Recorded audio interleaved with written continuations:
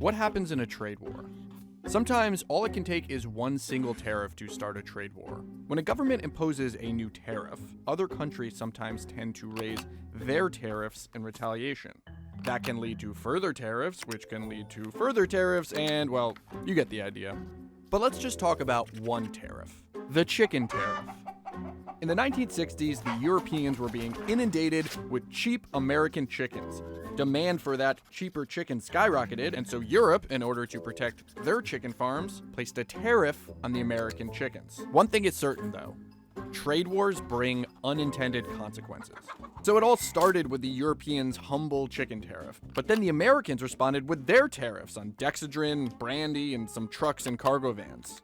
While the chicken tariff eventually went away, and so did the retaliatory brandy and dexedrine ones, the automobile ones stuck.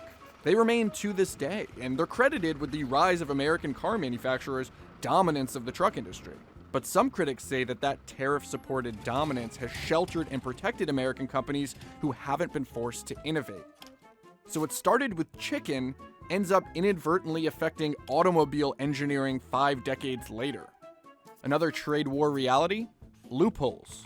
Companies and countries can creatively avoid some tariffs. This is the Ford Transit Connect.